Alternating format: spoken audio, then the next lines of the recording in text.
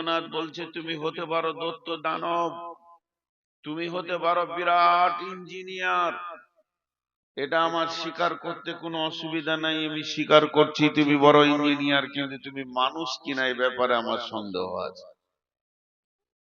Engineer হওয়া আসান, মাওলানা হওয়া আসান, মুফতি হওয়া আসান, পৃথিবীর যত ডিগ্রি আছে সবগুলো হওয়া আসান, কিন্তু মানুষ হওয়া বড় কঠিন, মানুষ হওয়া বড় কঠিন।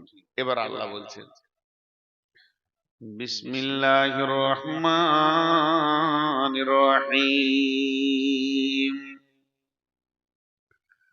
فأما من أوتي كتابه بيمينه فسوف يحاسب حسابا يسيرا وينقلب إلى أهله مسرورا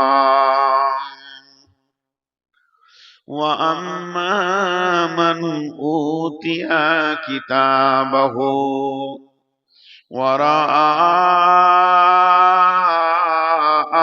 ظهره فسوف يدعو ثبورا ويصلى سعيرا।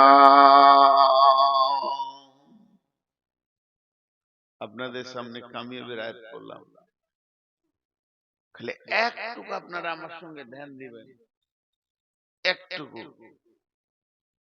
যারা মনোযোগ দিয়ে শুনছেন, আমি আল্লাহর কাছে এটা বিশ্বাস করি, আল্লাহর উপরে আমার ভরসা আছে, কিছু পাবেন আজকে। ভাইরা আমার, আল্লাহ তাবারাক ওয়া তাআলা বললেন সব থেকে বড় সাকসেস কে, সব থেকে বড় লাভবান কে? কে আল্লাহর নজরে সফল কাম হয়ে গেল, সফলতা পেয়ে গেল, আর কে সফলতা পেল না, কে নাকাম হয়ে গেল, ফেঁসে গেল, জীবন চলে গেল, চলে গেল। এই দুটির ভাগ আল্লাহ বলে দিলেন। অতএব সফলতা কে, সফল কাম কে, এটা আল্লাহ বলবে। দেখেন, এটা হলো কোরআন, এটা হলো কোরআন। এটা নাজিল শুরু হয়েছে কোথায়? গারে হিরাতে। এটা শেষ হলো কোথায়? আরাফাতের ময়দানে। কোরআন একদিন শুরু হলো নাজিল হওয়া, কোরআন একদিন শেষ হয়ে গেল নাজিল হওয়া। আর নতুন করে আয়াত হয় না, আর কোরআন আসবে না, আর নতুন আয়াত হবেও না। রাসূলুল্লাহ সাল্লাল্লাহু আলাইহি ওয়াসাল্লাম যেদিন নবী হয়ে মুখ খুললেন, সেই দিন থেকে হাদিস শুরু হলো।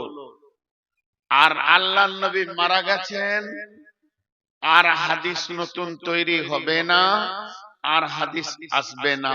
তাহলে দুটো জিনিস ক্লোজ হয়ে গেল, বন্ধ হয়ে গেল। কিন্তু বন্ধুরে, কিন্তু বন্ধু, আজ থেকে 1450 বছর আগে, একদিন দুদিন নয়, 1450 বছর আগে আল্লাহ তার বান্দাদেরকে সফলতার ডাক দিয়েছেন। বিশ্ব বান্দারে আয়, সফলতা নিবিতা আয়। কোরআনের আয়াত নাজিল শুরু হয়ে গেল, ওটা বন্ধ হয়ে গেল।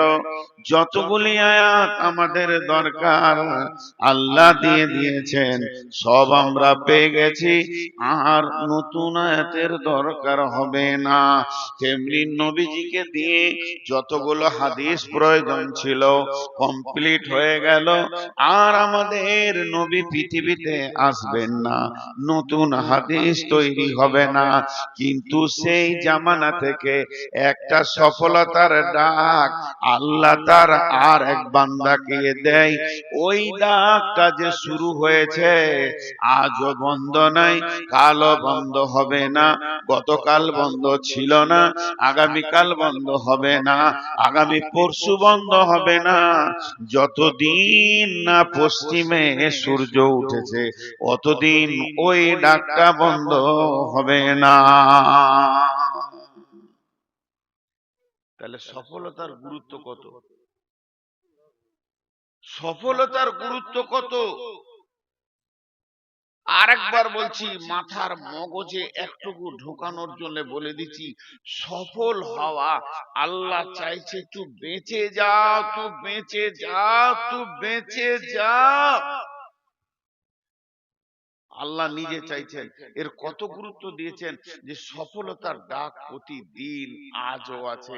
নবী চলে গেছেন দুনিয়া থেকে, নজুলে কোরআন স্টপ হয়ে গেছে, যা দরকার ছিল দিয়ে দিয়েছেন, রসুল যা বলার ছিল বলে চলে গেছেন, কিন্তু সফলতার ডাকটা পশ্চিম দিকে সূর্য ওঠা পর্যন্ত থাকবে। পানিটা দেন। আর আপনাদের মাইক ম্যানকে বলেন একটু সাউন্ডটা বাড়াতে, তো আমার কথা শুনছে না, দেন। আমি ফুল সাউন্ডে কথা বলি কিন্তু বাড়াচ্ছে না, ও ভাবছে তো পয়সা দেবে না, কমিটি দিবে, কমিটি বললে বাড়াবো। জি, বক্স গুলো একটু সাউন্ড বাড়াবো, এখনো বাড়াচ্ছে। আমি একটা জিনিস আপনাদের হাতগুলো ধরে বলছি, এই গুরুত্বটা একবার খালি মাথায় ভরে। কত গুরুত্ব। প্রতিদিন আল্লাহ তার বান্দাকে বলে আমার বান্দা বান্দীদেরকে ডেকে দে, তারা যেন সফল হয়ে যায়, তারা যেন বেঁচে যায়। কবার বলে?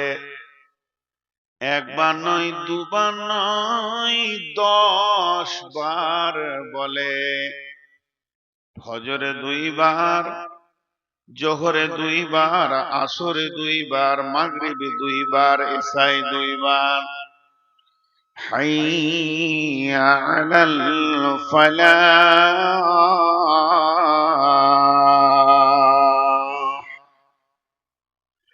হাইয়া আলাল ফালাহ। এটা যদি আমি বাংলায় বলি তো এই রকম হবে বাংলাতে, আয় আয় সফলতা নিবি তাই, বাঁচবি তাই, হাসবি না বাঁচবি, বিপদে পড়বি না বেঁচে যাবি। আয় আয় আয়। এটা ডাকছেন কি? এটা মানুষ ডাকেনি, আল্লাহ ডাকছেন। তারা গোলামকে দিয়ে বলছে আমার যে গোলামগুলো ফেঁসে রয়েছে, বিপদের মধ্যে রয়েছে, তারা বুঝতে পারছে না বিপদের রাস্তাতে হাঁটতে রয়েছে, তাদের অসফলতা যখন দেখবে তারা তখন পস্তাবে। তা আমাকে যেন দোষ না দেয়, আমি প্রতিদিন আমার বান্দাদেরকে আর একটা বান্দাকে বলি তুই ডেকে দে, তুই ডেকে দে। 10 বার ডাকা হয়, আয় আয় সফল কাম লিবি তো আয়। জি, সফল কাম হবি তো আয়। 10 বার ডাকে।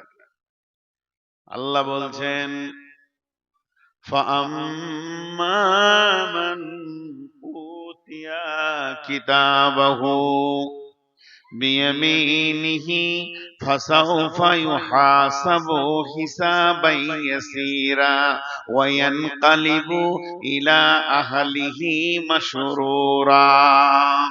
ওরে আমার বান্দারে, ওরে আমার বান্দিরে, তুমি একবার মাধ্যমিকে সার্টিফিকেট তুলেছো, একবার এইচএসে তুলেছো, একবার সার্টিফিকেট নিয়েছো তুমি উচ্চ মাধ্যমিকে, একবার নিয়েছো বিএ পাস করতে গিয়ে, একবার নেমেছো মাস্টার পাস করতে গিয়ে, একবার সার্টিফিকেট পেয়েছো তুমি আলেমে, একবার পেয়েছো তুমি ফাজেলে, একবার পেয়েছো এমডিতে, একবার পেয়েছো এমবিবিএসে, পৃথিবীর যত সার্টিফিকেট আছে সবগুলো যদি জমা করে দাও, আমি আল্লাহ তোমাকে সফলতা দিব না। আমার কাছে যদি সফলতা নিতে হয়, পৃথিবীর যতজন তোমাকে সার্টিফিকেট দিয়েছে আমি ওর ব্যাপারে কোনো কথা বলছি না। একদিন আমি সার্টিফিকেট দেব, ওইটা যেদিন তুমি ডান হাতে পাবে সেই দিন তুমি জেনে নাও তুমি সফল হয়ে গেছো, তুমি বেঁচে গেছো, বেঁচে গেছো। ওটা যদি বাম হাতে পড়ে যায় তাহলে তুমি ফেঁসে গেছো, ফেঁসে গেছো, ফেঁসে গেছো। যখন মানুষকে ডান হাতে সার্টিফিকেট দেওয়া হবে, ফাম্মা মান উতিয়া কিতাবাহু বিয়ামিনিহি, ডান হাতে সার্টিফিকেট পাওয়ার সঙ্গে সঙ্গে সে কি করবে? ফাসাউফা ইউহাসাবু হিসাবান ইয়াসীরা, ওর হিসাবটা অতি আসানে হয়ে যাবে। ওয়ায়ানকালিবু ইলা আহলিহি মাসরুরা, ও দৌড়ে বেড়াবে কিয়ামতের মাঠে আর বলবে আমি কামিয়াব, আমি কামিয়াব, আমি কামিয়াব, আমি বেঁচে গেছি, আমি বেঁচে গেছি, আমি বেঁচে গেছি। আর সেই লোকটা হয়ে গেল প্রকৃত সফল। ও আম্মা মান উতিয়া কিতাবাহু বিওয়ারাআ যাহরিহি, যার আমলনামাটা বাম হাতে করে পেছন দিকে দেওয়া হবে, ওই লোকটা কি করবে? ওয়ায়াদউ সুবুরা ওয়ায়াসলা সাইরা, তার পেছনে যখনই বাম হাতে সার্টিফিকেট দেওয়া হবে সে বুঝে নেবে আমি ফেঁসে গেলাম, আমি ফেঁসে গেলাম, আমি ফেঁসে গেলাম। ও তখন মওতকে ডাকবে, মওত কোথা আছিস আয়। মওতকে কেন ডাকবে ভাই আমার? আজকে মানুষ জান দিয়ে মেহনত করে আমি মওত থেকে কি করে বাঁচবো, কেউ মরতে চাই না, কারণ মওত থেকে বাঁচাই হলো সব থেকে বড় মেহনত। আর ওই দিন সে মওতকে ডাকবে। কেন মওতকে ডাকবে? ওর মাথাতে একটা জিনিস ঢুকে আছে, আমি ছিলাম মা বাপের ভিতরে, স্ত্রীর কাছে, ছেলে মেয়ে নাতি পোতা জমি জায়গার ভিতরে। মওত যেদিন এসেছে আমাকে ওখান থেকে তুলে নিয়ে স্থানান্তরিত করে দিয়েছে, সেই জমি জায়গার আমার কাছে নাই। এখন আমি আছি কিয়ামতের মাঠে, বাম হাতে সার্টিফিকেট পেয়েছি, সামনে জাহান্নাম আছে, আল্লাহর ফেরেশতা আছে, পুলসেরাত আছে, আমাকে তো জাহান্নামে ঢুকে যেতে হবে। তার থেকে যদি মওত আর একবার আসে তো আমাকে অন্য জায়গায় ট্রান্সফার করে দেবে, এই নিয়তে সে মওতকে ডাকবে।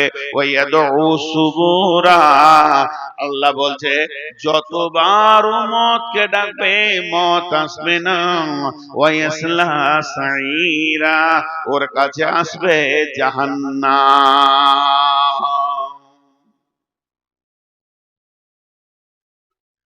সফল তো সেই দিন বোঝা যাবে। এটা মনে হয় ঈদগাহ। একজন বিরাট দার্শনিক লিখছেন মুসলমানদের ঈদ হচ্ছে যখন তার পাটা জান্নাতের চৌকাটায় ঢুকবে, সেইটাই আসল ঈদ, সেইটা। জি, কথার মাঝে কথা বলতে বিরক্ত লাগে, বায়ানের ধ্যান কেটে যায়। তিনটি কথা বলছি, এইখানটাকে রোড করেছে কটা ছেলে।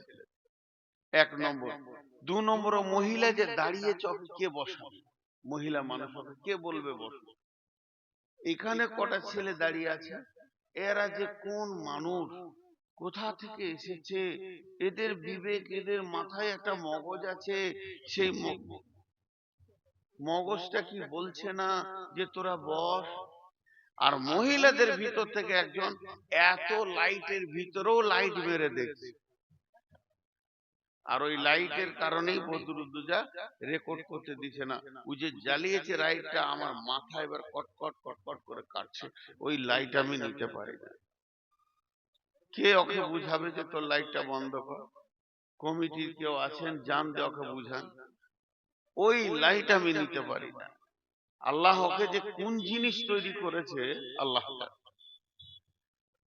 তো আমার দিকে ধ্যান দেন, একটা উদাহরণ দিচ্ছি, উদাহরণটা মন দিয়ে শুনবেন। আমি বলেছি আজকের বক্তব্য সব থেকে উঁচু বক্তব্য। সফল হওয়া, জান্নাত যাওয়াটাই তো মেন। তো একটা কসম দিচ্ছি, এগুলা ভালো করে শুনেন। এই যে আমার ডান পাশে বসে আছে এই ভাই, উদাহরণ দিচ্ছি, এটা মিশালটা বুঝবেন। আমাকে বলছে, মৌলানা সাহেব একটা মিষ্টি খান। আমি বললাম খাবো না।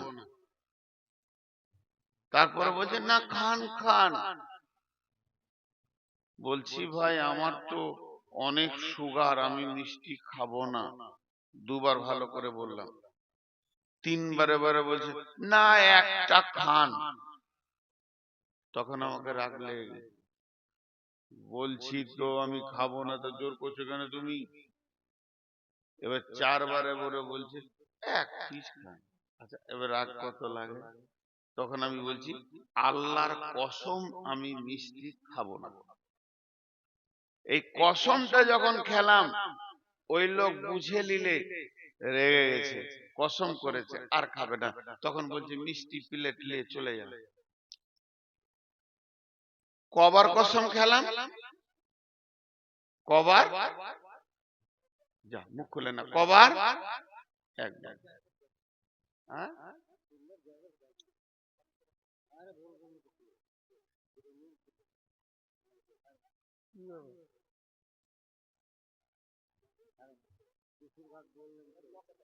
এবার এবার এই যে মুরব্বী আমার পাশে বসে আছেন, খুব ধ্যান দিয়ে শুনবেন। দুটো কসমের কথা বলবো। এই কসমটা একবার খেয়েছি, আপনার মনে আছে তো? ইনি আমাকে এমন একটা কথা বলছেন যে আমার প্যাস্টিজে লেগে গেল। কি কথা জানেন? বলছে নূর মোহাম্মদ, আমি শুনলাম নাকি আপনি শামসিতে কারো পকেট মেরেছেন, একটা মোবাইল চুরি করেছিলেন। তাহলে আর মান সম্মান থাকে না। তখন আমি রেগে গিয়ে বলছি আল্লাহর কসম, আল্লাহর কসম, আল্লাহর কসম, আল্লাহর কসম, আল্লাহর কসম, আল্লাহর কসম। 11 বার কসম খেয়ে বলছি আমি এই কাজ করিনি। মানে ওইটা রাগের চাপ বেশি ছিল, ওই জন্য কসম বেশি খেয়েছি। এটা রাগের চাপ কম ছিল, কম খেয়েছি। কথা বোঝাতে পারলাম? এরা বুঝতে পারছে না তো উত্তরও দিচ্ছে না। কথা বোঝাতে পারলাম? এবার দেখেন আল্লাহ কসম খেয়েছেন। বিসমিল্লাহির রহমানির রহিম। মা আমার, বোন আমার, একটা মিনিট কথাগুলো বুঝার চেষ্টা করেন। আল্লাহ এমন একজন, তিনি এক কসম না খেয়ে কোনো কথাকে একবার হুকুম করলে যথেষ্ট। কিন্তু আল্লাহ যদি এখন বলেন, আমি বুঝানোর জন্য বলছি, তোরা জালসাটাকে ভেঙে দিয়ে সবাই বাড়ি চলে যা, তাহলে আমার আর কথা বলা উচিত হবে না, আপনাদের বসে থাকা উচিত হবে না, এখনই উঠে চলে যেতে হবে। আল্লাহ এমন একজন মাবুদ, তার একটা হুকুম যথেষ্ট। ওই রকম মাবুদ আমাদেরকে 11 বার কসম খেয়েছেন। কসম খেয়ে কি বলছেন? ছোট্ট মতো একটা কথা বলছেন, এত বড় কসম, কসমটা বিরাট বড় আর কথাটা অতি ছোট। তাহলে কথাটার ভিতরে কত গুরুত্ব আছে। আপনাদের হাতগুলো দিয়ে বলছি, হাত ধরে বলছি, ভাই আমার, মা আমার, বোন আমার, এই আল্লাহর কথাটা গুরুত্ব দেন। আল্লাহ 11 বার কসম করে একটা ছোট্ট মতো কথা বলছেন।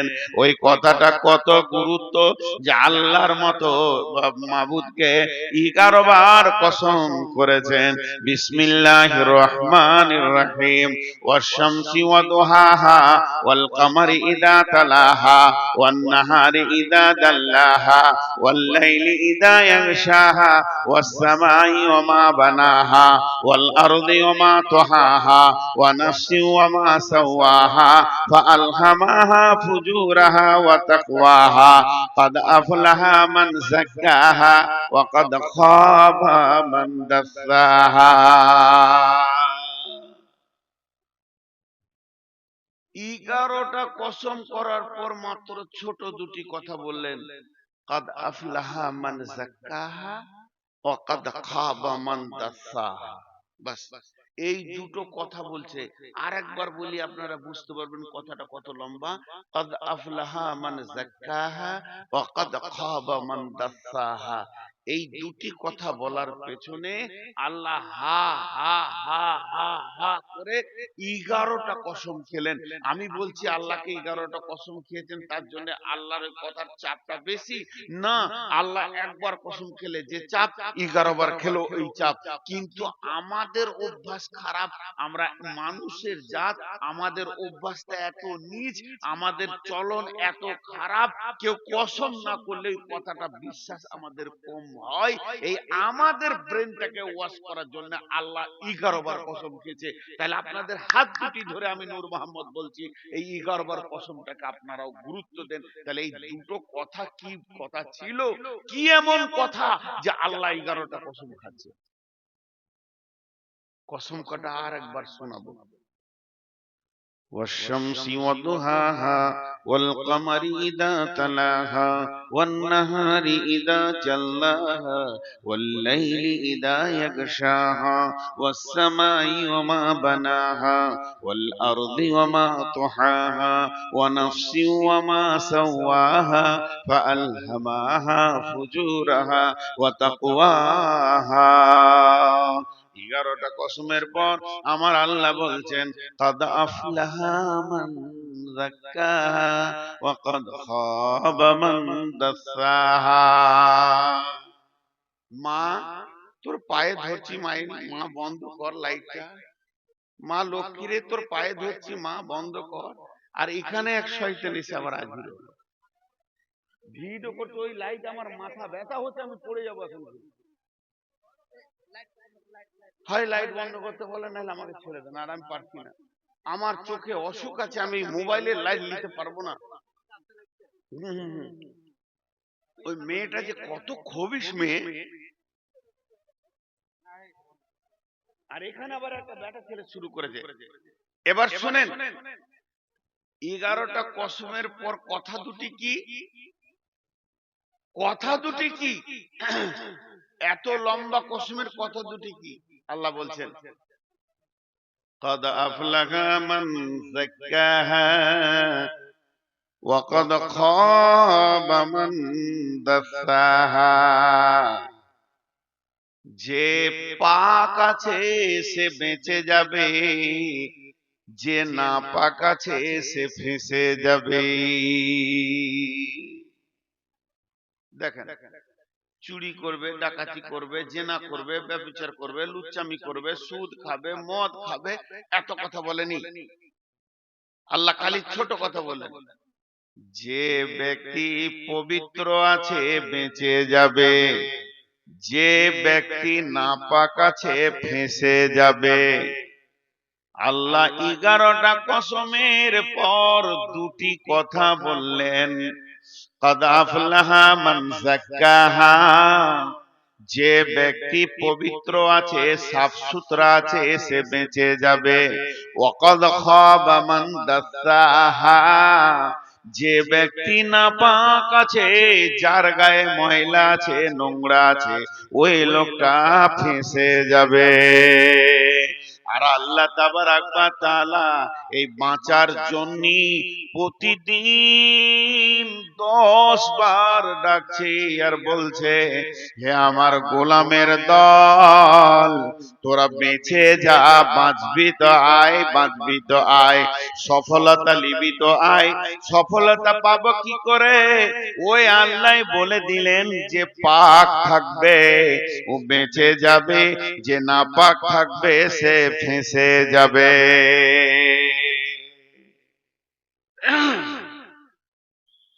বাঁচা আর ফাঁসা, এই দুটি কথা 2 মিনিট বলবো।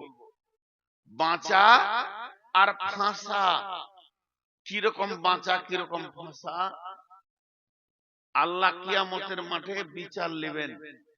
ইন্না ইলাইনা ইয়াবাহুম সুম্মা ইন্না আলাইনা হিসাবাহুম, আমার কাছে ফিরে আসতেই হবে, হিসাব দিতেই হবে। আল্লাহ এমন ভাবে আমাদেরকে তৈরি করেছেন, বাইপাস কোনো রাস্তা নাই। মরার পরে সেই মাবুদের সামনে দাঁড়াতেই হবে।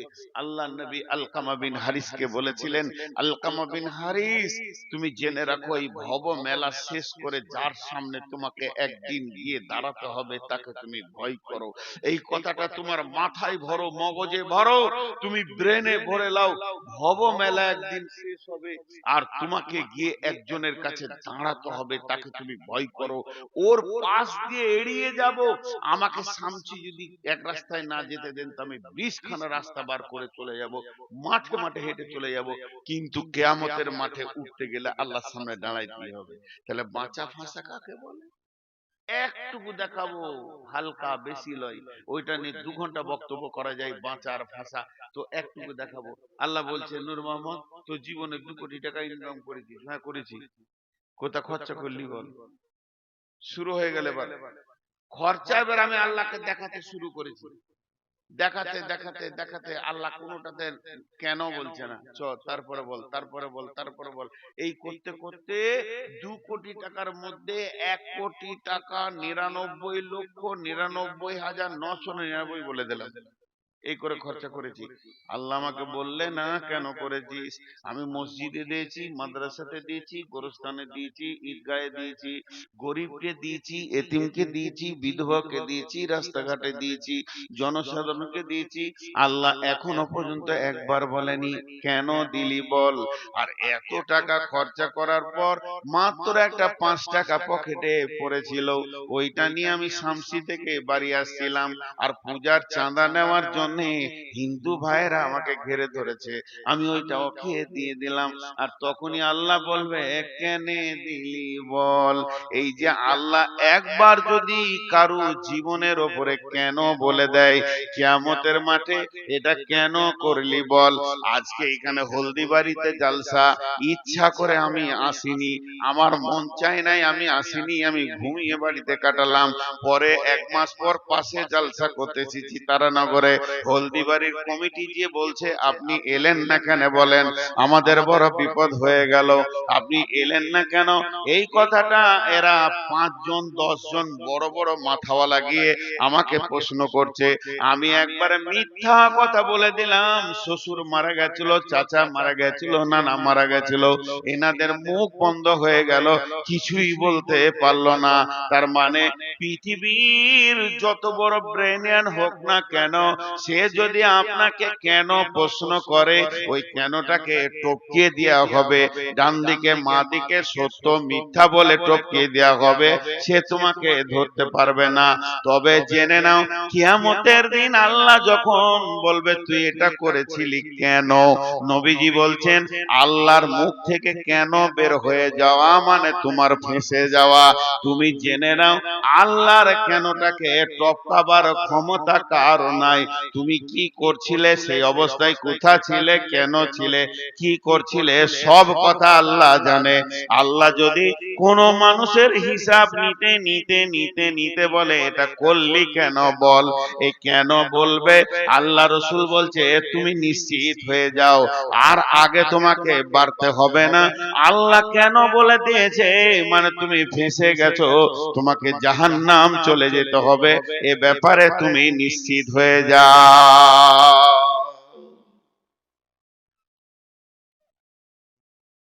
হ্যালো, এ ব্যাপারে তুমি নিশ্চিত হয়ে যাও, আল্লাহ তোমাকে কেন বলেছে। আর কারো অপেক্ষা করিও না, তুমি জাহান্নাম যাবে।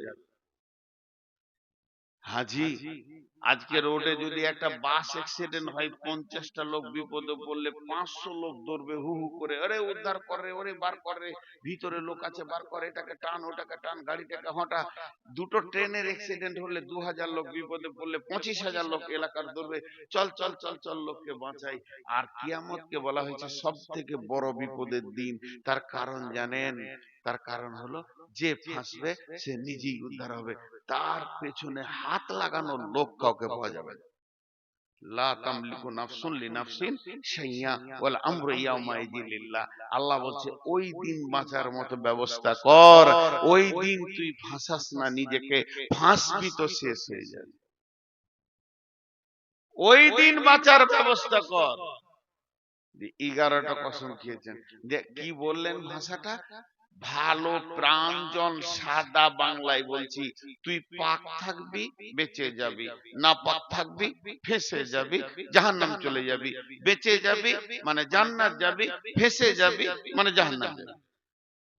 এত সহজ, এত সহজ। আর জলসালাই শেষ।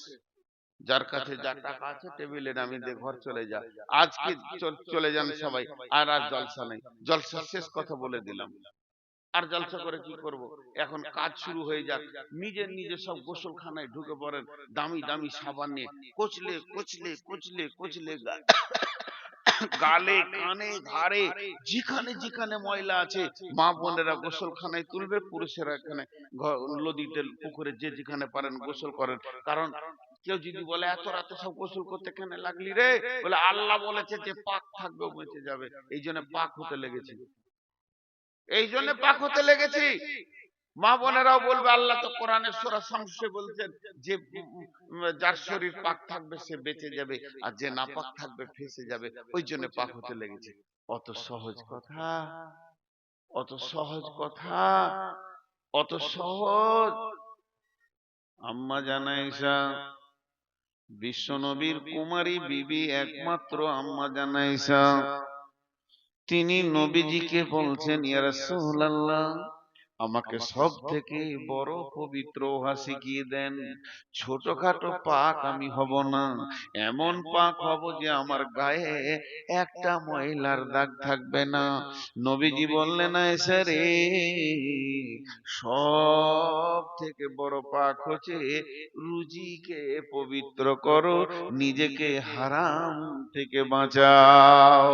তার কারণ হচ্ছে আমি নূর মোহাম্মদের পাঞ্জাবিতে যদি কুকুরে পেশাব করে দেয়, শুকরের পায়খানা লেগে যায়, মানুষের পেশাব পায়খানাও লেগে যায়, সাবান দিব পাক হয়ে যাব, আবার গোসল করব, নামাজ পড়ব, মেয়েদের মেন্স হবে নাপাক ছিল আবার পাক হয়ে যাবে, ছেলে মেয়ে মিলন ঘটে যাবে নাপাক হয়ে যাবে আবার পাক হয়ে যাবে।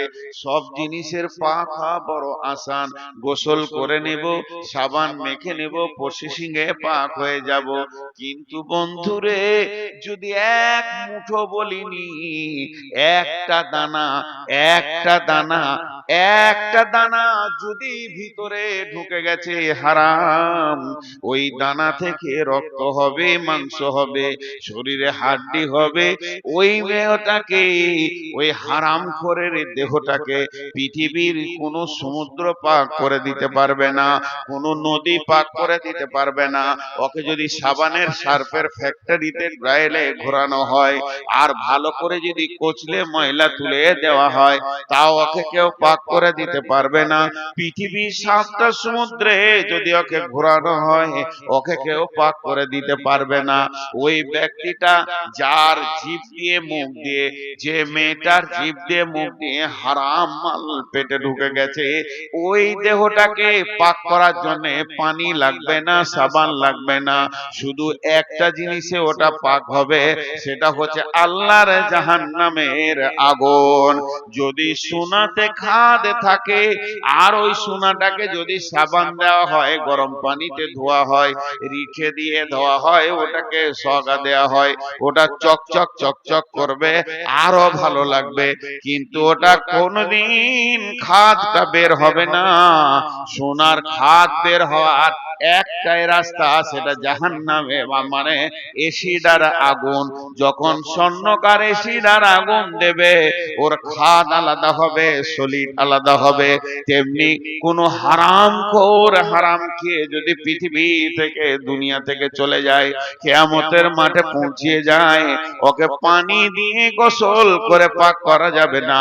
ওকে পাক করার একটাই, ও যদি নামাজি পরেজগার দিনদার হয়, ও হচ্ছে একজন পাক পাক্কা জর্দাখোর, গুটকাখোর, ও হচ্ছে সুদখোর, ও হচ্ছে মাতাল, ও হচ্ছে জুয়ারি।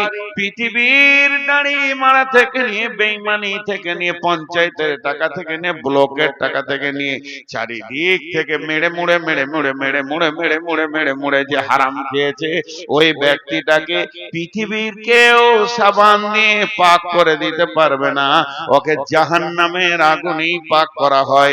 যদিও সে 5 ওয়াক্তের নামাজি হয়, রোজা রাখনেওয়ালা হয়, সলিড সোনাকে তখনই আল্লাহ আনবেন, ওর ভিতর থেকে হারামটাকে আগুনে বের করবেন। ওরে আমার মা রে, ওরে আমার বোন রে, তাহলে আম্মা জানা আয়েশাকে নবীজি বললেন সব থেকে বড় পাক হলো রুচিকে পাক করা। আর আল্লাহ বলছেন কাদ আফলাহা মান যাক্কাহা ওয়া কাদ খাবা মান দাসাহা। যে পাক থাকবে সে বেঁচে যাবে, আর যে নাপাক থাকবে সে ফেঁসে যাবে। এক কথায় বলি আপনাদেরকে, পৃথিবীর বুকে যত নেগেটিভ আছে হারাম, তার থেকে বাঁচতে হবে। সহজ কথা, পৃথিবীর বুকে যত হারাম, তার থেকে বাঁচতে হবে। তোমাকে যদি কিয়ামতের মাঠে বাঁচতে হয়, এবার আল্লাহ 4টা কসম খেয়েছে। জিনিসগুলো গুরুত্ব দেন, আল্লাহ কসম খেয়েছে, মানুষ লয়। কসম খেয়ে কি বলছে জানেন? বিসমিল্লাহির রহমানির রহিম, ওয়াল ফাজরি ওয়া লায়ালিন আশরি ওয়াস শাফিঈ ওয়াল ওয়াতরি ওয়াল লাইলি ইযা ইয়াসরি হাল ফি যালিকা কাসামুল লিযি হিজরি হাল ফি যালিকা কাসামুল লিযি হিজরি হাল ফি যালিকা কাসামুল লিযি হিজরি। আল্লাহ এখানে 4টা কসম খেলেন। একটা ফজরের কসম খেলেন, আর একটা কসম খেলেন 10 রাতের, আর একটা কসম খেলেন জোড় বিজোড়ের, আর একটা কসম খেলেন চলমান রাত্রির। কসমগুলো কেন খেলেন? লম্বা তাফসীর করতে গেলে অনেক কথা চলে আসবে। প্রথমে কসম খেয়েছেন উদীয়মান সূর্য ফজরের। আল্লাহ ফজরের কসম করে বলছেন বিশ্ব মানব রে, তোদেরকে আমি ফজরের কসম করে কথা বলছি। একটা বিবেকের চেতনাটা তুই খোল। তোর বিবেকের দরজায় যে হুড়কাটা লাগিয়ে দিয়েছিস, ছিটকিনিটা মেরে দিয়েছিস, তালাটা মেরে দিয়েছিস, ওটা একবার খোল। বিবেকটাকে আঁধার ঘরে রাখিস না, আলোতে নিয়ে আয়। তুই কি পাগলা বেনেছিস দিনের ব্যাপারে, দুনিয়ার ব্যাপারে তো তোকে আমি পাগলা দেখি না। ফজরের কসম করে আল্লাহ বলছেন, ফজরের কসম, সকাল বেলায় মানুষ তার জিন্দেগির প্ল্যান পরিকল্পনা বানায়। অতএব আমি তোদেরকে ফজরে শুভ সকালেই তোদেরকে আমি সাবধানতা দিচ্ছি। সকালে উঠিয়া আমি মনে মনে বলি আমি যেন সারা দিন ভালো হয়ে চলি। আদেশ করে যাহা মোর গুরুজনে, আমি যেন সেই কথা ভালি করি ভালো মনে, মানি ভালো মনে। তুই সকাল বেলায় এরাদা করছিস মাঠে যাব, ধান আনবো, ভুট্টা জমিতে যাব, কাজ করব, মার্কেটে যাব, হাটে যাব, বাজারে যাব। তোর ব্রেনে 14টা থেকে 18টা 16টা 25টা প্ল্যান তৈরি হলো। ওই প্ল্যানের সাথে আল্লাহর প্ল্যানটা ভরেলে সারা জীবনে যা করেছি, আজকে যে নতুন সূর্য দেখলাম, এই সূর্যের নতুন সম্মান হচ্ছে। আমি কোনোদিন আজকে সারা দিনটা হারাম খাবো না, মিথ্যা কথা বলবো না, কাউকে ধোঁকা দিব না। তুই একবার নিজের জিন্দেগির প্ল্যানটা তৈরি কর, তাহলে তোর রাস্তাটা আস্তে আস্তে আস্তে আস্তে আস্তে আস্তে একদিন দিনের দিকে চলে আসবে রে গোলাম। এর জন্য আল্লাহ ফজরের কসম করলেন। আবার আর আর একটা সূরা আছে, সূরাটার নাম হলো আসর। আল্লাহ দুইটি সময়ের নামে দুটি সূরাকে নাজিল করেছেন, একটা হলো সূর্য ওঠার সময়, একটা সূর্য ডোবার সময়। এই জন্য একজন ইসলামী চিন্তাবিদ বড় দার্শনিক বলছে, পৃথিবীর মানুষরে সূর্য তোমার সঙ্গে দুইবার কথা বলে। সকালে যখন উঠে তখন দুনিয়াবাসীকে বলে, দুনিয়াবাসী রে তোদের কপাল ভালো, আজকে রাত্রিতে তোরা লাশ হয়ে যাসনি, তোদের কপাল ভালো, তোরা আবার পেয়ে গেলে একটা দিন তওবা করে নে, তওবা করে নে। যখন সূর্য পশ্চিম দিকে ডুবে তখন দুনিয়াওয়ালাকে বলে, দুনিয়াবাসী রে তোদের কাছ থেকে আমি আজকে একটা দিনকে কেটে ফেলে দিলাম, তোকে একদিনের রাস্তায় কবরের দিকে আগিয়ে দিলাম, এখনো কি তুই হারাম কর হয়ে থাকবি, হারাম ছাড়বি না। এরপরে আল্লাহ 10 রাতের কসম করছেন। 10 রাত বলতে একজন মুফাসসিরিন বলছে কোন 10 রাত, কোন 10 রাত? উনি বলছেন মুহররমের প্রথম 10 রাত। মুহররমের 10 রাত কেন? এই মুহররম মাসে আল্লাহ আদমকে বানিয়েছেন, এই মুহররম মাসে আদমকে আল্লাহ দুনিয়াতে পাঠিয়েছেন, এই মুহররম মাসে আল্লাহ আদমকে এক জায়গায় হাওয়াকে জমা করেছেন। এই মুহররম মাসে পৃথিবী তৈরি হয়েছে, মুহররম মাসে ধ্বংস হবে, তাই মুহররমে 10টা কসম খেয়েছেন। আর একজন মুফাসসির বলছেন না, শুনে নাও, 10 রাত্রি কসম মানে রমজানের শেষ 10 রাতের কসম।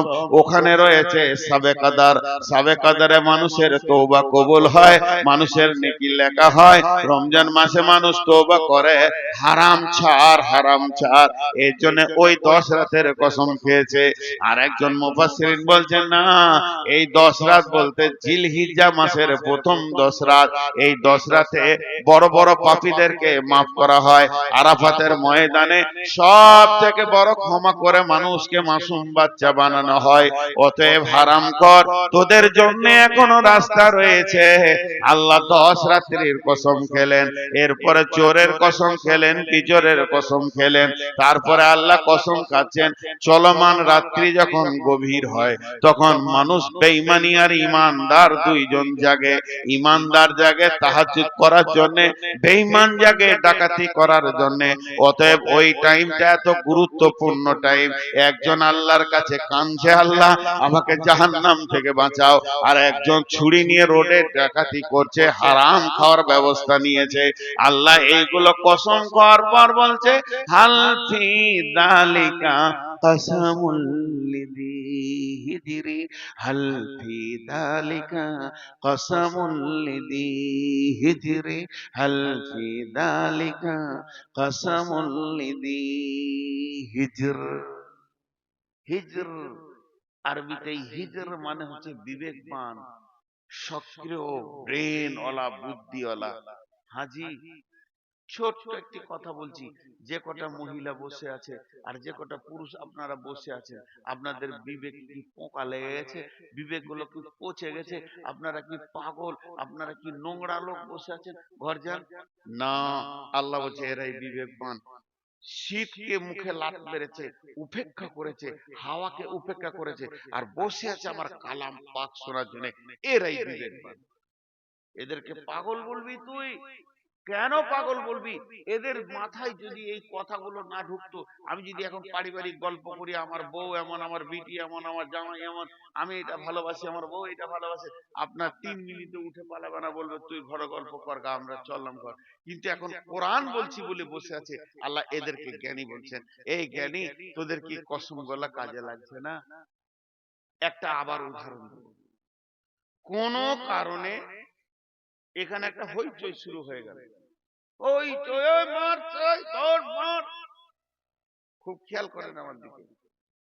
আমি এর ভিতরে 4-5টা লোককে আগে থেকেই চিনি, এরা বিএ পাস, এমএ পাস। 8-10টা ছেলে আমার সামনে হাজির, খুব পরিচিত। বাকি গলাকে চিনি না, লেখাপড়া না মূর্খ বুঝি না, ওদিকে আমার মাথা ঢুকছে না। তো যখন এই হইচই শুরু হচ্ছে, তো আমার সামনে চারটা মূর্খ আছে, সাধারণ মানুষ আছে, তারা এক কলম স্কুলে যায় নাই, মাদ্রাসায় যায় নাই, মক্তবে যায় নাই, ওরা চিল্লাইছে জোরে জোরে।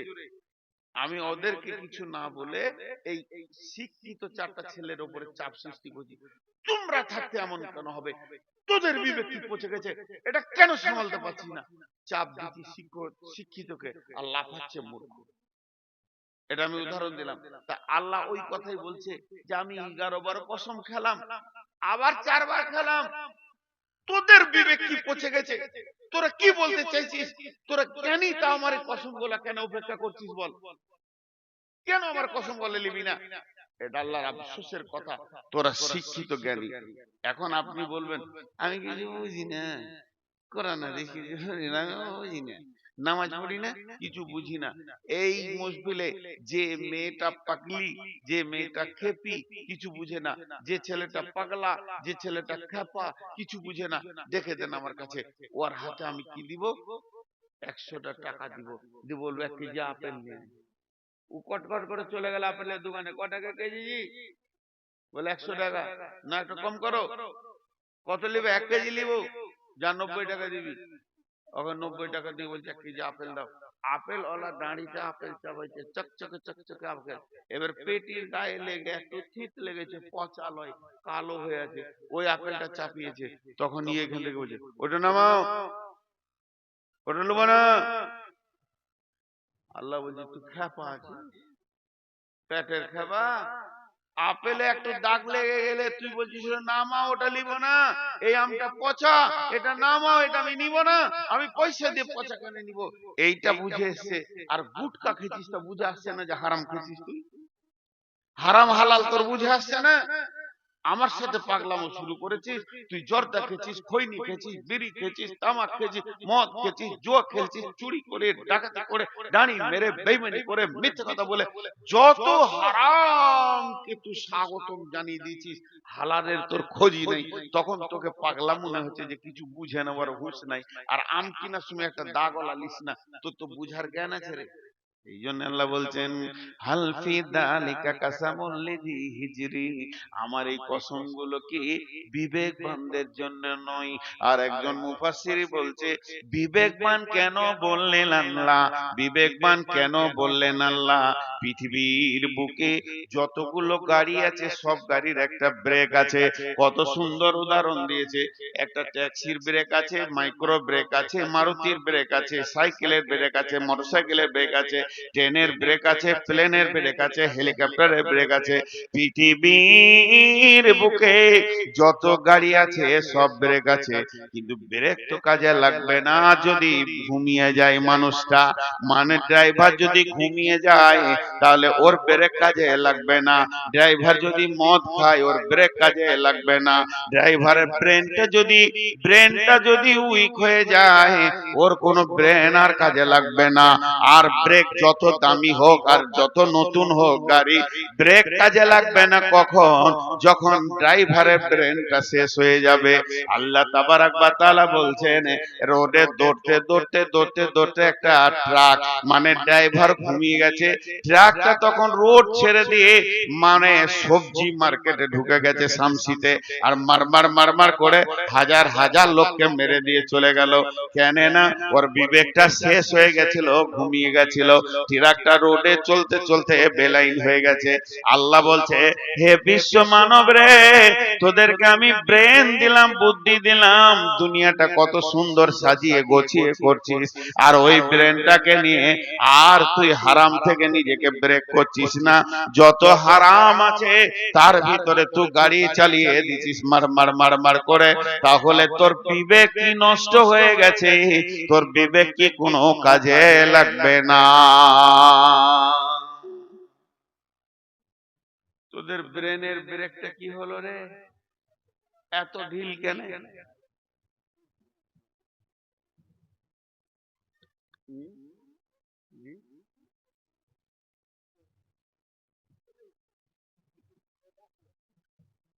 আসসালামু আলাইকুম। আমাদের প্যান্ডেলে যথেষ্ট মাংস আছে, যিনারা কেনার ইচ্ছা হোক 200 টাকা করে কিলো হিসাবে দিচ্ছে, আপনারা নিতে পারেন। চলে গেলে আমি জালসা করবো মাংস চেষ্টা বললাম কি হলো আর নাই রে বাপু জি আমি আপনাদের মুখ থেকে একটা ছোট্ট আওয়াজ শুনতে চাইছি আমি যে বিষয়টা বলছি বুঝতে পারছেন তো তুমি কামিয়াব কখন হবে বিবেকটা কাজে লাগাও দিয়ে যে সূরা বাকারার আয়াত পড়েছি আল্লাহ কি বলছেন দেখেন এখানে দেখেন সব গোস্ত কিনতে বের চলে গেল যা আর জলসাকে শুনবেন যান দুজন গেল যান দাঁড়িয়ে যান তিনজন গেল চারজন গেল আর বলে লাভ হচ্ছে মাইকে বললেন যে মাংস আছে আর মুখে বলছেন শেষ হয়ে গেছে যান আপনি যান নাহলে পাবেন না শেষ গেলে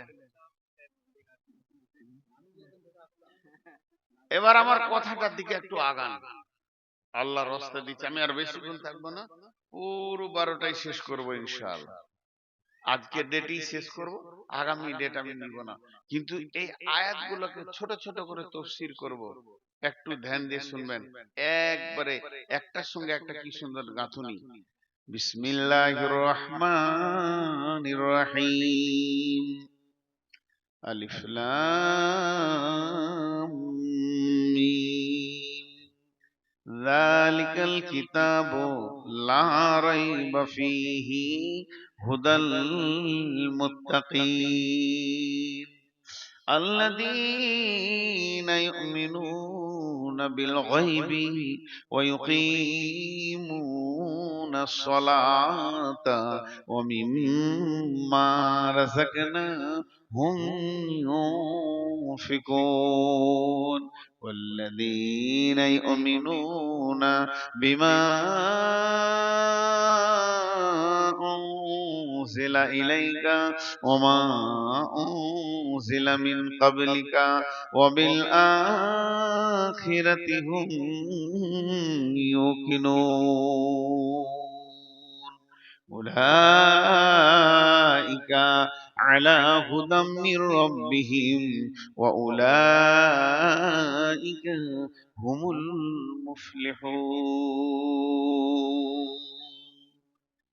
আপনারা যতই বলেন 12টা চালাবো মানুষ উঠছে ঠান্ডা বেড়েছে আমি আপনাদেরকে কষ্ট বেশি টাইম দিচ্ছি না একটু এই আয়াত কথা তর্জমা শুনেন দেখেন আমি এতক্ষণ যে কথা বললাম যতগুলো কথা শুরু থেকে শেষ পর্যন্ত বললাম আমি 1 মিনিটে মানে বলেনি আল্লাহ বলছেন তোরা বেঁচে যা বাঁচ বারবার আল্লাহ মাইকে এলান করছে আজানের মাধ্যম দিয়ে তোরা কামিয়াবির দিকে আয় সফলতার দিকে আয় অসফলতার দিকে থাকিস না ওটা খারাপ একদিন ফেসে যাবি সেদিন তোর দিকে কেউ হাত বাড়ানো থাকবে না আমি তোদেরকে ভালোবাসি তার জন্য বার বার বার বার সফলতার ডাক দিচ্ছি আল্লাহ এই ডাক দিতে দিতে শেষকালে 11টা কসম করে বললে তোরা বেঁচে যাবি যদি পাক থাকিস আর না পাক থাকিস তো ফেসে যাবি পাক হ আবার 4টা কসম দিয়ে বললে তোরা বিবেকটাকে কাজে লাগা দেখ কোনটা পাক কোনটা না পাক যেমন একটা আপেল একটা আম একটা আঙ্গুর একটা কলাকে চিনতে পারছিস ওই রকম তুই চিনতে পারবি কোনটা পাক কোনটা না পাক তোকে আমি বিবেক দিয়েছি তুই বাঁচ বাঁচ এটা আল্লাহ বারবার বললেন এখন আল্লাহ বলছেন পৃথিবীর বুকে যে মানুষের ভিতরে 8টা গুণ আছে পৃথিবীর ভিতরে যে মানুষের ভিতরে 8টা গুণ আছে ওই লোকটা বেঁচে যাবে সেই 8টা গুণ আমি গুনিয়ে দিব মাত্র বড় লম্বা তাফসীর করব না মারে বন্দে হাত দুটা ভরে ধরে বলি বড় মহব্বতের সঙ্গে বলছি শুনেন আলিফ লাম মিম এটা হরফে মুকাত্তাআত তারপরে আল্লাহ বলতেন যালিকাল কিতাবু লা রাইবা ফীহি প্রথমে তোমাদেরকে এই গুণে গুণান্বিত হতে হবে। যদি সফলতা পেতে চাও, জান্নাতে যেতে চাও, আমার কালাম পাকটার উপরে কোন রকম সন্দেহ করবে না। এর মধ্যে কোনো সন্দেহ নাই, এটা সলিড কিতাব তোমাদের ভিতরে আমি দিয়েছি। জালিকাল কিতাবু লা রাইবা ফীহি, এই কিতাবটার ভিতরে কোনো সন্দেহ নাই। তার কারণ আল্লাহ চ্যালেঞ্জ দিয়েছেন, ওয়াইন কুনতুম ফি রাইবিম মিম্মা নাযালনা আলা আবদিনা ফাতু বিসূরাতিম মিন মিসলিহি ওয়াদউ শুহাদাআকুম মিন দুনিল্লাহি ইন কুনতুম সাদিকিন। হে বিশ্ববাসী রে, যদি আমার কালাম পাকে তোমাদের সন্দেহ হয়, তবে আল্লাহকে বাদ দিয়ে তোমাদের যত বন্ধু বান্ধব জ্ঞান বিজ্ঞানী আছে তাদেরকে ডেকে নিয়ে এসে একটা ছোট্ট মতো সূরা আমার কালাম পাকের মতো লিখে দেখিয়ে দাও দেখি। তোমরা কোনদিন পারোনি, আর পারবে না। ফাইল্লাম তাফআলু ওয়া লান তাফআলু ফাত্তাকুন নার আল্লাতী ওয়াকুদুহান নাস ওয়াল হিজারা উইদ্দাত লিল কাফিরিন। তোমরা কোনদিন পারোনি, আর পারবে না। তোমাদের জন্য জাহান্নাম রেডি রয়েছে। শুধু তাই নয়, আবু জাহেলের মতো বেঈমান কোনদিন বলেনি যে কোরআনের মধ্যে সন্দেহ আছে। কেন বলেনি? যেহেতু আল্লাহ রসুলের উপরে আল্লাহ কোরআনকে নাজিল করেছেন, আর বিশ্ব নবীকে নিরক্ষর করেছিলেন, যাতে করে কেউ না বলে দেয় যে এটা মুহাম্মাদের কথাও তো কলম লেখা আছে। অতএব আমি কোরআনকে এমন করে তোদের কাছে নাজিল করেছি, পৃথিবীর কেউ বলতে পারবে না যে এই কোরআনের ভিতরে সন্দেহ আছে। অতএব যদি তোমরা সফল কাম হতে চাও, সেদিন যদি তোমরা বেঁচে যেতে চাও, প্রথম নম্বরে কোরআনের উপরে সন্দেহ রাখিও না। নাম্বার 2, হুদাল্লিল মুত্তাকিন, তুমি পথ পাবে, রাস্তা পাবে, জাহান্নাম থেকে বেঁচে যাবে, জান্নাতে যাবে। তোমার ভিতরে দ্বিতীয় নম্বর গুণ হতে হবে আল্লাহর ভয়। আল্লাহর ভয় যতক্ষণ পর্যন্ত তোমার দিলে না সঞ্চার হবে, কোরআন থেকে তুমি লাভ নিতে পারবে না। কোরআন থেকে লাভ নেবে ওই যার দিলে আল্লাহর ভয় আছে, ওই লোকটা কোরআন থেকে লাভ নেবে। আখ এমন একটা খাবার, কুসর এমন একটা খাবার, আখ এমন একটা খাবার, যার দাঁত আছে সে রস নিতে পারবে, যার দাঁত নাই সে রস নিতে পারবে না। তেমনি কোরআন এমন একটি হেদায়েতের কিতাব, যার ভিতরে আল্লাহর ভয় আছে কোরআন থেকে সে লাভ নিবে, যার ভিতরে আল্লাহর ভয় নাই সে কোরআন থেকে লাভ নিতে পারবে না। এর জন্য আল্লাহ বলেছেন হুদাল্লিল মুত্তাকিন আল্লাযীনা ইউমিনুনা বিল গায়বি। 3 নম্বরে গুণ হতে হবে গায়বের উপরে ঈমান আনতে হবে। আল্লাহকে দেখলাম না, আছে, সত্য মেনে নিতে হবে। জাহান্নাম দেখলাম না, জান্নাত দেখলাম না, পুলসিরাত দেখলাম না, জাহান্নামের আগুন দেখলাম না, জান্নাতের নিয়ামতে সাজানো আছে কোনোদিন দেখিনি, ফেরেশতা দেখলাম না। এই জিনিসগুলো গায়েবের উপরে যত জিনিস রয়েছে 100তে 100 ঈমান আনতে হবে। চোখে দেখার মতো বিশ্বাস করতে হবে আল্লাহ আছি, কবরে আযাব আছি, জান্নাত সত্য, জাহান্নাম সত্য, পুলসিরাত সত্য। এইভাবে ভাবে সমস্ত জিনিসের উপরে ঈমান আনতে হবে, নচেত তুমি নিজেকে কামিয়াবিতে পৌঁছাতে পারবে না।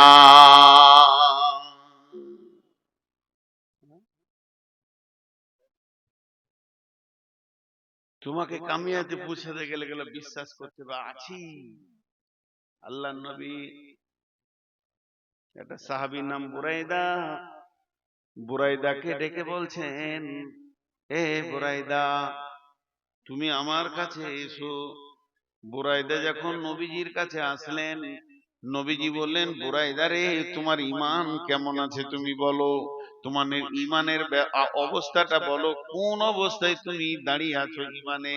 হযরতে বুরাইদা বলছেন, ইয়া রাসূলুল্লাহ, আমি ইমানে 100তে 100তে দাঁড়িয়ে আছি, আমার ইমান এতটুকু কমেনি, আমি ইমানে 100তে 100 দাঁড়িয়ে আছি।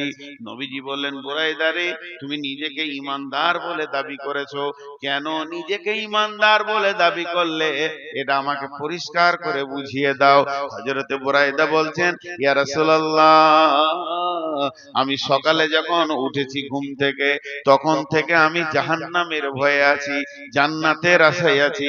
আপনি যেমন যেমন যেমন যেমন জাহান্নামের কথা বলেছেন, আমি তেমন তেমন তেমন তেমন জাহান্নামকে দুটি চোখে মনে হচ্ছে যেন দেখতে পেয়েছি। আপনি আল্লাহ যেমন যেমন যেমন যেমন কোরআনে জাহান্নামের কথা বলেছেন, আমার মনে হচ্ছে আমি ওই রকম জাহান্নামকে দেখছি। জাহান্নামের আগুনের আর্তনাদ, আগুনের ডাক, আগুনের ক্রাক আর জাহান্নামীদের আর্তনাদ আমি যেন কানে শুনতে পেয়েছি। ইয়া রাসূলুল্লাহ, আপনি জান্নাতের কথা যেমন যেমন যেমন বলেছেন, আল্লাহর কালাম পাক যেমন বলেছে, আমি ওই রকম জান্নাতকে মনে হচ্ছে দেখতে পেয়েছি। এইভাবে আমার সকাল গেছে, এইভাবে আমার দুপুর গেছে, এইভাবে আমার সন্ধ্যা হতে চলেছে। আল্লাহর নবী বললেন, বুরাইদা রে, তুমি হলে প্রকৃত ঈমানদার, তুমি যে ঈমানের দাবি করেছো, তোমার দাবিটা সত্য। অতএব শুনেলেন বন্ধুরা আমার, ঈমান একটা এমন জিনিস, গায়েবের জিনিসকে দেখতে পাবে। ওই জন্য আল্লাহ বলেছেন, যদি তুমি সফল কাম হতে চাও, তোমার ভিতরে 8টা গুণ থাকতে হবে। 1 নম্বরে কিতাবটার উপরে সন্দেহ করা যাবে না। 2 নম্বরে হচ্ছে আল্লাহর ভয় তোমার ভিতরে থাকতে হবে। 3 নম্বরে গায়েবের উপরে বিশ্বাস থাকতে হবে। 4 নম্বরে আল্লাযীনা ইউকিমুনাস সালাতা, তোমাকে যেন আজান হলে নামাজের কাতারে পাওয়া যায়। মুসলমান বেনামাজি, মুমিন বেনামাজি হতে পারে না, আর বেনামাজি মুমিন হতে পারে না, মুমিন বেনামাজি হতে পারে না, বেনামাজি মুমিন হতে পারে না, মুমিন বেনামাজি হতে পারে না, বেনামাজি মুমিন হতে পারে না। মুমিনের দ্বারা বড় বড় গুনাহ ভুলবশত হয়ে যেতে পারে, মুমিনের দ্বারা বড় বড় গুনাহ ভুলবশত হয়ে যেতে পারে, কিন্তু শুনেলেন, নামাজ ছাড়ার মতো গুনাহ সে জীবনেও করবে না। মুমিনের দ্বারা ভুলবশত বড় বড় গুনাহ হয়ে যেতে পারে, মুমিন কোনদিন নামাজ ছাড়ার মতো গুনাহ করবে না। আবার কাফেরের দ্বারা বড় বড় নেকি হয়ে যেতে পারে, বড় বড় দান খয়রাত হয়ে যেতে পারে, নামাজ পড়ার মতো নেকিটা সে সারা জীবনে করতে পারবে না। আল্লাহ তাবারাক ওয়া তাআলা বলছেন, প্রথম নম্বরে এই কিতাবে কোনো সন্দেহ আনা যাবে না। 2 নম্বরে আল্লাহর ভয় দিলে রাখতে হবে। আর 3 নম্বরে হলো তোমার গায়েবের উপরে ঈমান রাখতে হবে। 4 নম্বরে হলো ওয়া ইউকিমুনাস সালাতা, তোমাকে নামাজ আদায় করতে হবে।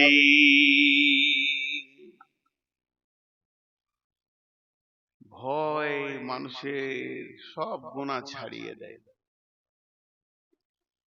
আমাদের দিলে তো আল্লাহর ভয়ই নেই,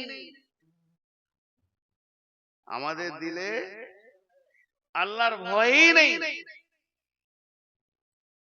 আল্লাহ বলছেন, ওয়া আন্না হাযা সিরাতী মুস্তাকিমা ফাত্তাবিউহু ওয়া লা তাত্তাবিউ সুবুলা ফাতাফাররাকা বিকুম আন সাবিলি যালিকুম ওয়াসাকুম বিহি লাআল্লাকুম তাত্তাকুন। আল্লাহ বলছেন, হে আমার গোলামের দল, ওয়া আন্না হাযা সিরাতী মুস্তাকিমা, এটাই হচ্ছে সোজা রাস্তা, যে রাস্তায় হাঁটলে তুই জান্নাত পেয়ে যাবি। ফাত্তাবিউহু, ওই রাস্তাতে তুমি চলতে থাকো চলতে থাকো চলতে থাকো। ওয়ালা তাত্তাবিউ সুবুলা, অন্য রাস্তায় তুমি চলিও না।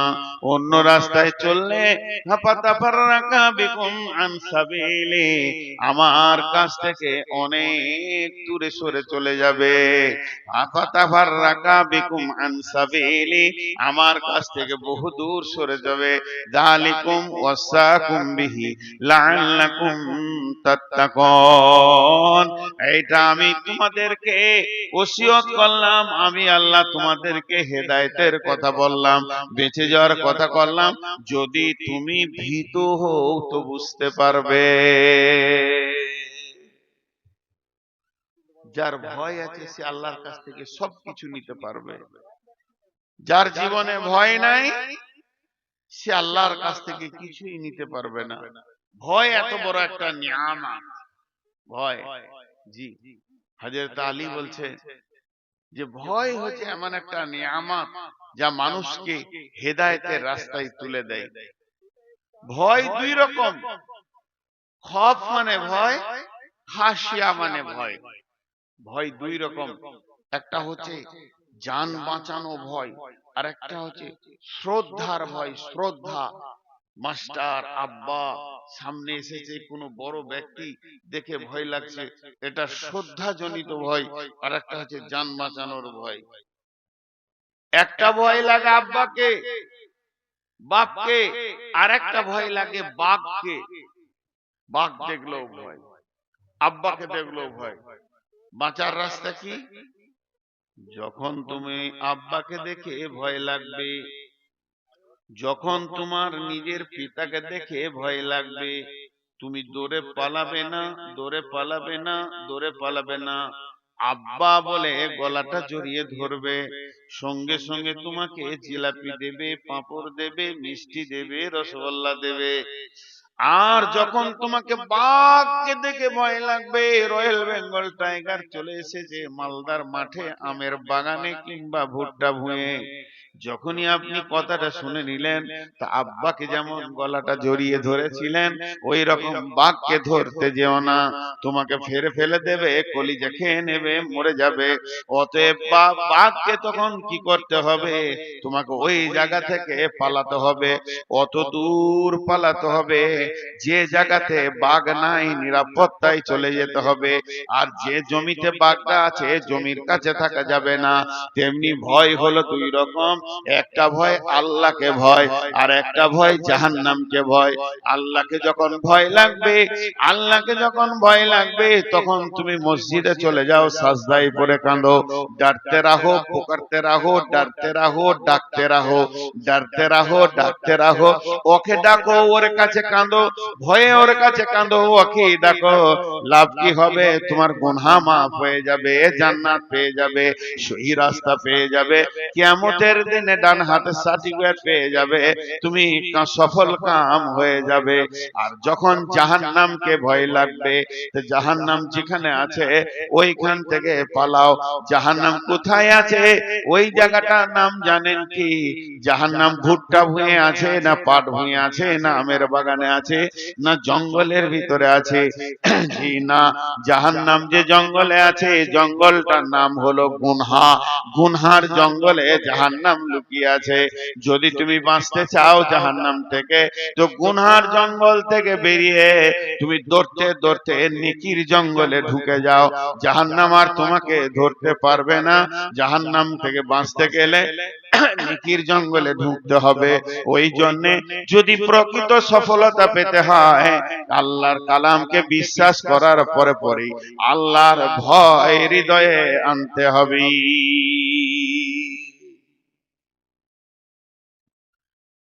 আল্লাহ আছে না নেই? আপনারা দু একজন আছেন, সব চলেই গেলেন। আসলে দোষ নাই, শীতটা বেশি। অন্য অন্য সময় আগে আগে কথা বলে দিই দু চারটা যে মানুষ ভালো লাগে, কিন্তু না, শীত বেশি। তো আপনারা বলেন আল্লাহ আছে না নাই? এটার নাম হচ্ছে ইল, জ্ঞান। আল্লাহ সম্পর্কে আপনাদের জ্ঞান আছে যে আল্লাহ আছে। আর ঈমান লয়, ঈমানটা হচ্ছে আল্লাহ আছি, এটার নাম ঈমান। আছেটা জ্ঞান, জ্ঞান হয়েছে আছি। এটা ঈমান। কিয়ামত হবেই, কবরে আযাব আছি, জাহান্নাম আছি, পুলসিরাত আছি, এর উপরে দৃঢ় বিশ্বাস রাখতে হবে, তাহলে সে সফলতা পাবে। আর কি করতে হবে? নামাজ হলে, আজান হলে নামাজের কাতারে হাজির হতে হবে।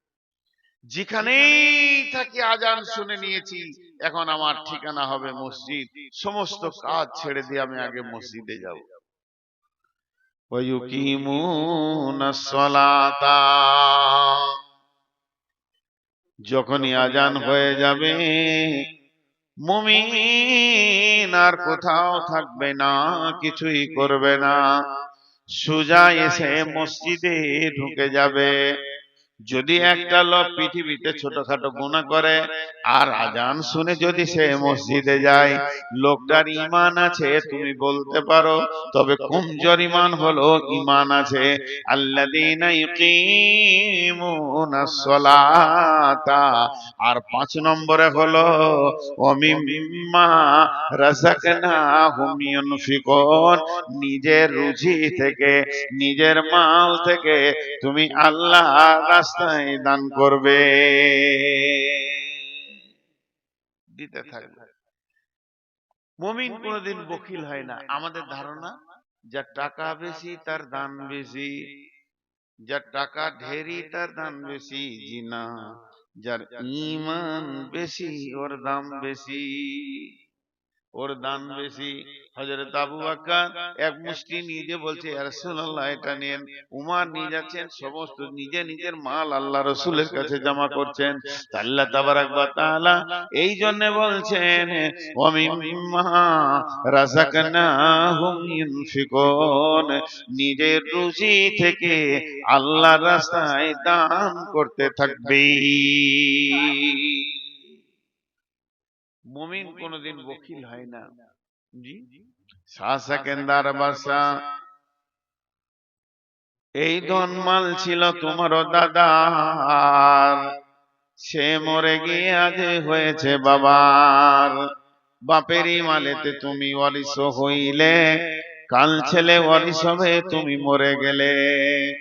ধন ধন করিও না ধন বর্জন, মরিলে তোমার সঙ্গে যাবে না ধন। ধন ধন করিও না ধন উপার্জন, মরিলে তোমার সঙ্গে যাবে না ধন। ধন জন উপার্জন না রহে কাহার, আনিত ভবেই নিত ব্যবহার। ধন জন উপার্জন না রহে কাহার, অপরে তোমার মালে উড়াবে বাহার। আজ তুমি বাস করিতেছ হয়ে সনকার, কালকে ছাড়িয়া যাবে সংসার সোনার। আজ তুমি গাড়ি ঘোড়া হইতেছ সওয়ার, কালকে জানাজা সওয়ারি হইবে তোমার। আজ তুমি পরিতেছ রেশম পশম, কালকে পরিতে হইবে তোমাকে মরণের কাফন। মানব যদি হও আমাদের জ্ঞানী বিচক্ষণ, মর্জিয়া আল্লাহর প্রেমে কাটাও জীবন। ভুবিতে আসিয়া তুমি ভবের মেলায়, খেলায় কাটিও না মাতিয়া খেলায়। এ মেলায় বহু লোক আসিয়া ভূমিতে, সব চলে গেল কোথা দেখিতে দেখিতে। সংবাদ তাদের কিছু পাওয়া নাহি যায়, হায় আজ আছে তারা কি হালে কোথায়। নাই সে দেশে কেহ আল্লাহ ভিনু আর, করিবে তাহাদের বিন্দু উপকার। দেখিতে আসিলাম মেলা দেখা হলো শেষ, চলো এবার ফিরে যায় আপনার দেশ। যেই দেশে ছিলাম পূর্বে চলো সেই দেশে, কি আসে রয়েছ বসে এসে পরবাসে। মাতা পিতা ভাই বন্ধু আত্মীয় স্বজন, ক্রমে সেই দেশে সব করিল গমন। তোমার গমন কাল হয়ে উপস্থিত, সম্বল সংগ্রহণ কর যে কিঞ্চিত। শাহ সেকেন্দার বাসা মরিবার কালে, এই ওসিয়ত করেন ওয়ারিস সকলে। মরিলে আমার তরে শুনো বারে বার, কাফনের সাথে হাতে বেদনা আমার, সকলিতে মিলে চুলে খাটিলিতে করে, দুই হাত ঝুলাইয়া লইয়া যাইয়া মরে। এই হাল দেখে মোর যত মখলুকাত আফসোস করিবে আর কহিবে এবার, সাত মুলুকের শাহ সেকেন্দার ছিল, সকলে থাকিল আজ খালি হাতে গেল। আল্লাহ নবী বলছেন, খাসলাতু মিন উম্মতি মালে মালে মালে, আমার উম্মতের অভ্যাস হচ্ছে খালি মাল মাল। আর যত মাল তুমি ইনকাম করছো, ওই মালের ভিতরে তিনটি মাল তোমার। যেটা তুমি খাচ্ছ এ তোমার মাল, আর যেটা তুমি পড়ছো এটা তোমার মাল, আর যেটা তুমি দান করছো এটা তোমার মাল। বাকি তোমার মাল নয়। তুমি মরে দেখো, যাদের মাল তারা ভাগে বসে যাবে, যাদের মাল তারা ভাগ বন্টনে বসে যাবে। বিশ্বনবী বলছেন, ইত্তাবাল মাইয়াতা সালাসাতুন ফায়ারজিআনি ইসনানি ওয়া ইয়াবকা মা হুয়া ওয়াহিদুন, ইত্তাবাহু মাহলু আহলুহু ওয়া আমালুহু ফায়ারজিআনি ইসনানি মালুহু আহলুহু ওয়া ইয়াবকা মা হুয়া ওয়াহিদুন আমালুহু। আল্লাহ নবী বলছেন, মানুষ যখন মরে যায় ওর সঙ্গে তিনটে জিনিস যায়, দুইটা ফিরে আসে, একটা কবরে চলে যায়। যে দুটা ফিরে আসে আহাল আর মাল, কবরে চলে যায় সেটাই হলো তার আমল। ধরণীর বুকে যত আশা আর চিনু সম্পদ যত, তোমারই মাটিতে মিশায়া যাবে হায় আমার দেহের মতো। কত জনে এসে স্নেহ মমতায় ডাকিবে নামটি ধরে, কত বন্ধুর স্মৃতির অশ্রু ঝরিবে তোমার পরে। তাহলে মাল দান করতে হবে। আমি 8টা গুনিয়ে দিই। 1 নম্বরে কিতাবের উপরে বিশ্বাস রাখতে হবে, 2 নম্বরে হলো আল্লাহর ভয় রাখতে হবে, 3 নম্বরে যা দেখা যায় না অদৃশ্যে গায়েবে সেটা বিশ্বাস করতে হবে, 4 নম্বরে হলো নামাজের কাতারে যেন পাওয়া যায়, আর 5 নম্বরে হলো দানের ময়দানে পাওয়া যায়, 6 নম্বরে ওয়াল্লাযীনা ইউমিনুনা বিমা উনজিলা ইলাইকা, আমার গোলাম রে, তোদের উপরে যেটা নাজিল করা হয়েছে, আমার নবীর উপরে দিয়ে তোদেরকে যে কিতাবটা দেয়া হয়েছে, এই কিতাবটার উপরে বিশ্বাস রাখতে হবে, ঈমান রাখতে হবে। এটা সত্য কিতাব, এর মতো সত্য আর পৃথিবীতে কিছু নাই।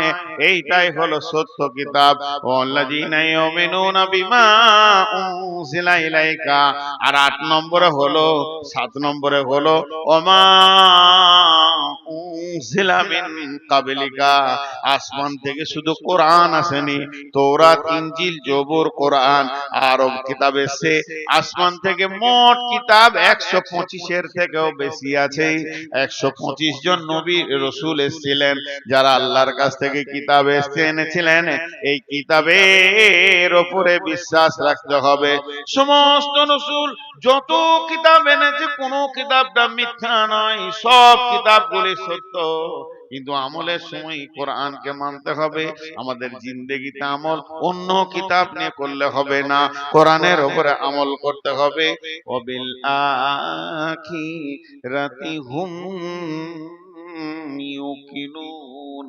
আর কঠিন জান্নাত আর জাহান্নামের উপরে দৃঢ় বিশ্বাস রাখতে হবে, আখিরাতের উপরে ইয়াকিন রাখতে হবে। এতটুকু অটল হলে হবে না। ওয়াবিল আখিরাতি হুম ইউকিনুন, আখিরাতের উপরে পূর্ণাঙ্গ বিশ্বাস রাখতে হবে। এবার ভাইরা আমার গুনেলেন, 8টা বলা হয়ে গেল। 1 নম্বরে হলো এই কিতাবটার উপরে কোনো সন্দেহ নাই। 2 নম্বরে হলো আল্লাহর ভয় দিলে রাখতে হবে। 3 নম্বরে হলো আপনার কিনা গায়েবে যা দেখি নাই তার উপরে বিশ্বাস করতে হবে। 4 নম্বরে হলো নামাজ পড়তে হবে। 5 নম্বরে হলো মাল দান করতে হবে।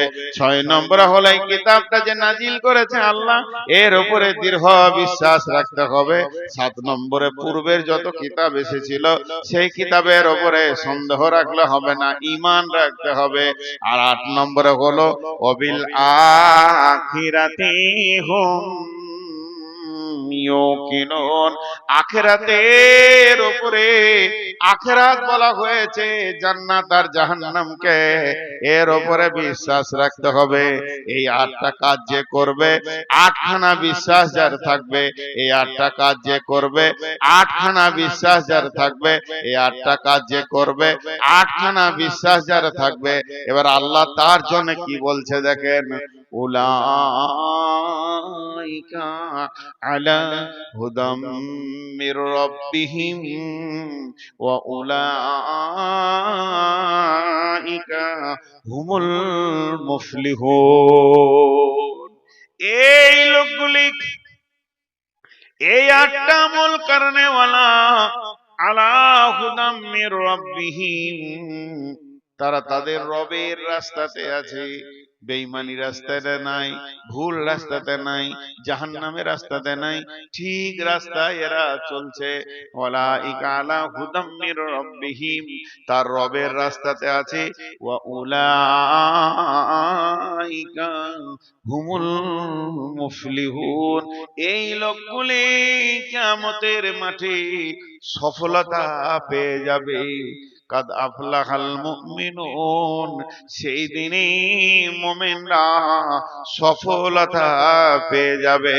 আনন্দে তারা হাসতে হাসতে জান্নাতে প্রবেশ করবে। এখন 2-4টা ছোট কথা বলবো। আজকের বক্তব্যের বিষয়টা 1 মিনিট আগে সেরে নি, নাহলে বুঝতে পারবেন না যে কি আজ বয়ান শুনলেন। প্রকৃত সফল কে, কামিয়াব কে? আমি ভাবছি আমি কামিয়াব, নামাজি ভাবছে আমি কামিয়াব, মাতাল ভাবছে আমি কামিয়াব, চোর ভাবছে আমি কামিয়াব, তাহাজ্জুদ করানোওয়ালা ভাবছে আমি কামিয়াব। আল্লাহ বলছেন প্রকৃত কামিয়াব ওই যে কিয়ামতের দিন ডান হাতে সার্টিফিকেট পাবে, আর প্রকৃত নাকাম ওই যাকে পেছন দিকে সার্টিফিকেট দেওয়া হবে আঁধারের ভিতরে।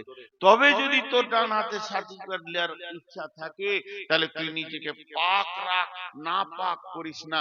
তার মানে পৃথিবীর সমস্ত হারামের মুখে লাত মেরে দে আর হালাল গুলোকে গ্রহণ কর, তাহলে কিয়ামতের মাঠে তুই বেঁচে যাবি।